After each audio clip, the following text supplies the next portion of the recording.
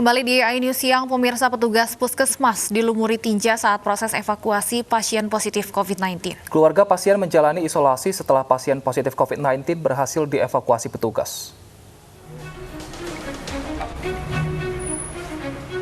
Petugas COVID-19 dari Puskesmas Sememi mendapat perlakuan tidak menyenangkan saat menjemput pasien COVID-19 di Rusun Bandarejo, Surabaya, Jawa Timur pada Selasa lalu.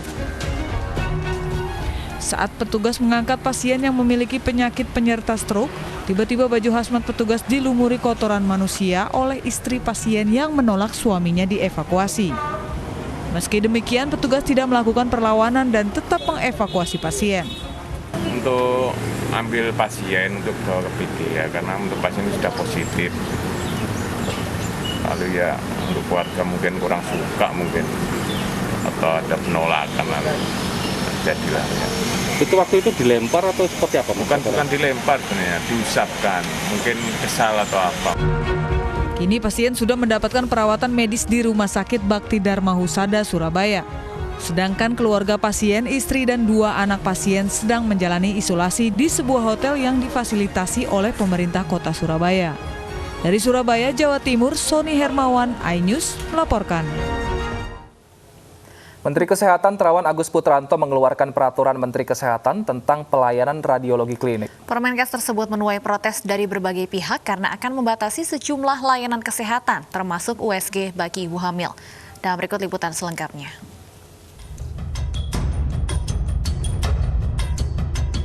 Baru dengar sih dari Mbak hari ini. Ya sebenarnya sih kasihan juga ya, karena kan kalau radiologi itu kan ada sinar berbahaya ya, apa sih istilahnya itu kalau medis kan buat ibu hamil kan itu mempengaruhi janinnya ya. Bukannya harusnya USG aja udah cukup, kan USG udah canggih ya, ada 4D, ada 3D kayak gitu-gitu sih. Kurang setuju aja sih sebenarnya.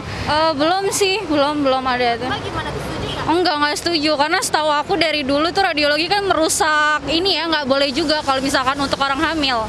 Belum sih, baru denger ini. Itu gimana? Kalau menurut aku sih ya lebih baik ya, jadinya maksudnya biar tahu apa keadaan kitanya kalau pas lagi hamil dan nanti pas lahiran atau gimana, jadi tahu ini kena apa gitu sih. Majelis Kolegium Kedokteran Indonesia melayangkan surat pada Menteri Kesehatan Terawan Agus Putranto. MKKI menolak peraturan Menteri Kesehatan nomor 24 tahun 2020 tentang pelayanan radiologi klinik. Aturan ini dinilai berpotensi memicu kekacauan sekitar 16 bidang medis.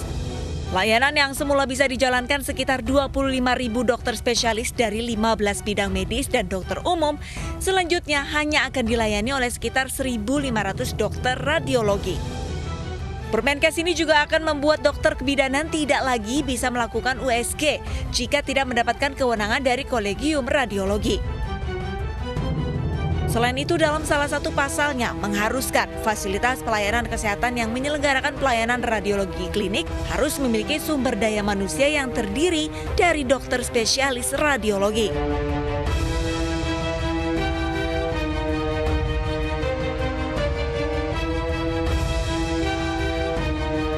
Dari tim liputan, iNews melaporkan.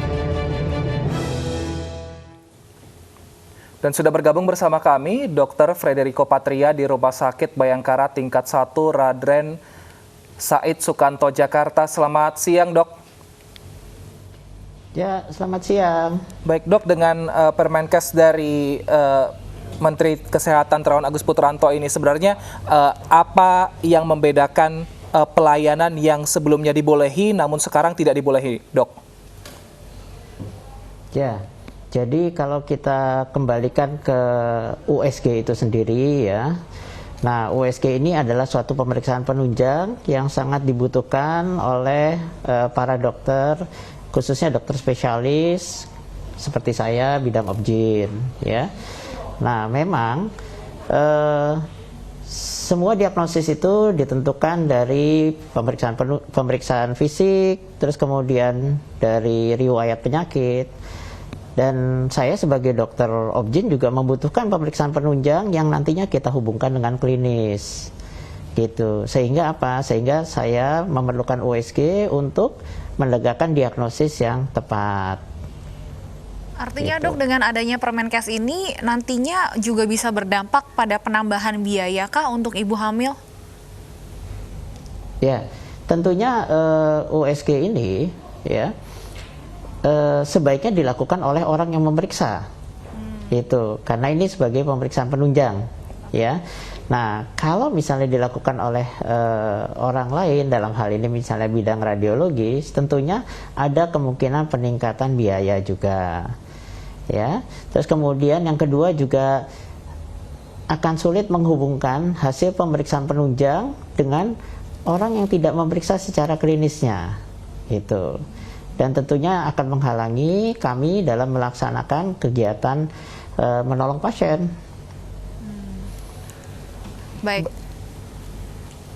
Baik, artinya dari segi waktu juga akan lebih lama prosesnya karena ada dua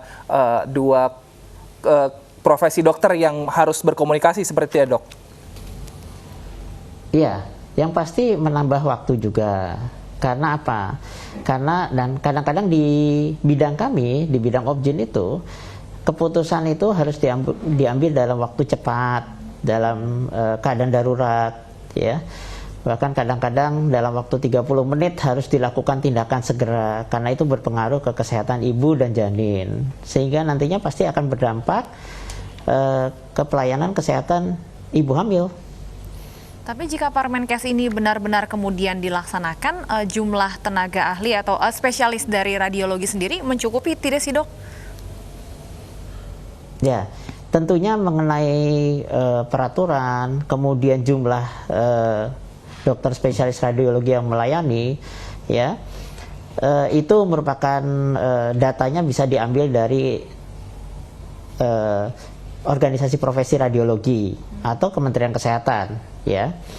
Tapi sebagai contoh aja, kami Obgyn ini ada sekitar 4.500 di seluruh Indonesia. Nah, dan semua 4.500 itu sangat membutuhkan USG untuk melakukan pelayanan yang optimal. Dan saat ini juga Kementerian Kesehatan sendiri sudah mempunyai program yang baik, ya, yaitu apa? Yaitu menerapkan USG screening oleh dokter umum di level puskesmas. Nah, kembali lagi nantinya hal ini mungkin akan menjadi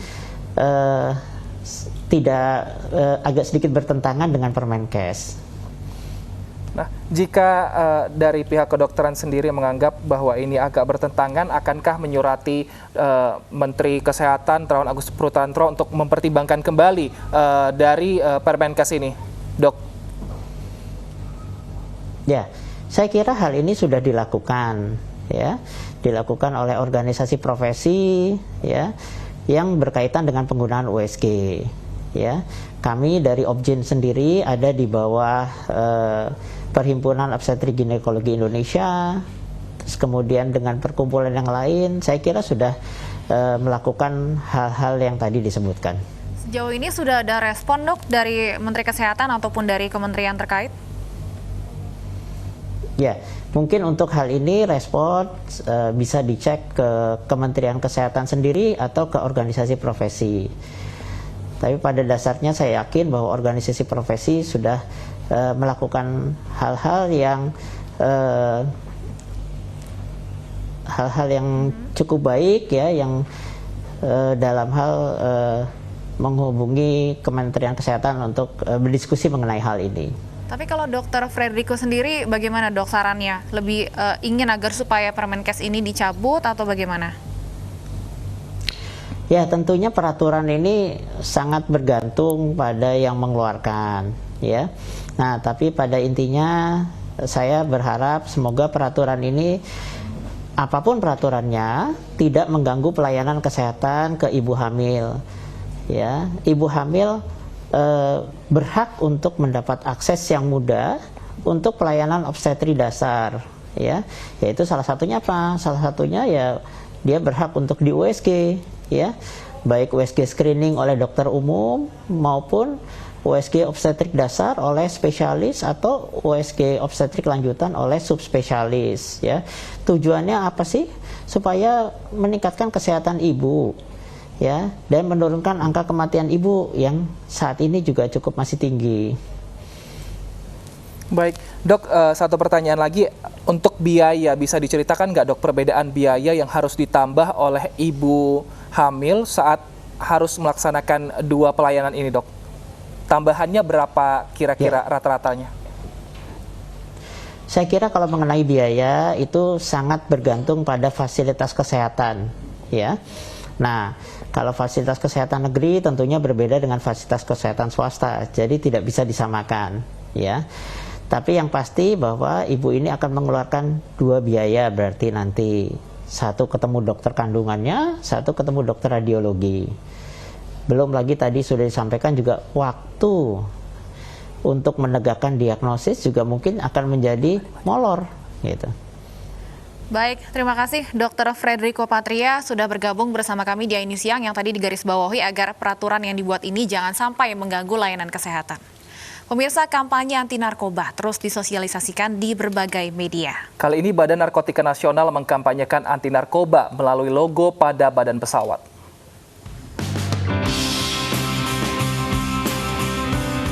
Badan Narkotika Nasional terus berupaya mengkampanyekan pencegahan dan pemberantasan penyalahgunaan dan peredaran gelap narkoba atau P4GN.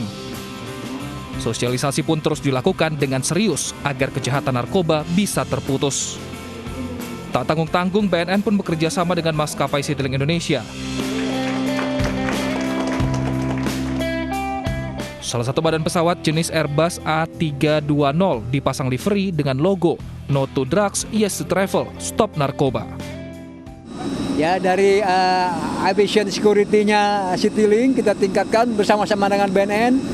Bukan hanya fokusnya safety flight, tapi juga capacity building untuk pengetahuan tentang narkoba. Pada pengecekan masuk ke bandara, nah, bukan hanya BNN, tapi juga dari Citylink, ya, aviation security-nya punya kemampuan untuk itu. Ini yang kita lakukan kerjasama, dan sekarang bisa kita lihat kerjasama kita, ya, ditambah lagi logo-logo BNN ada di pesawat. Ini foto wujud dari Citylink benar-benar melaksanakan Impres 02. Citylink berkomitmen bersama dengan BNN untuk menyebarluaskan informasi mengenai program P4GN agar masyarakat bebas dari narkoba. Ini adalah program lanjutan dari dukungan kita kepada negara melalui BNN untuk mendukung program P4GN itu. Jadi kita hari ini melanjutkan lagi tentang penyebarluasan informasi kepada masyarakat tentang program pencegahan penyebaran narkotika ini dengan melakukan campaign di pesawat kita dengan memberikan livery. Selain itu di dalam pesawat pun juga selama ini kita sudah melakukan edukasi kepada penumpang kita dengan mengumumkan bahayanya narkotika itu kepada penumpang-penumpang Citylink. Pesawat dengan pemasangan livery sudah mengudara sejak 24 September lalu. Selain melalui badan pesawat, kampanye anti narkoba juga dilakukan melalui media sosial sehingga kampanye anti narkoba bisa sampai ke seluruh penjuru di Indonesia. Dari Jakarta, Nila Matsuna, Edmond Dantes, iNews melaporkan. Warga yang menolak rapid test dan PCR akan didenda sebesar 5 juta rupiah. iNews Siang akan kembali dengan informasi selengkapnya sesaat lagi.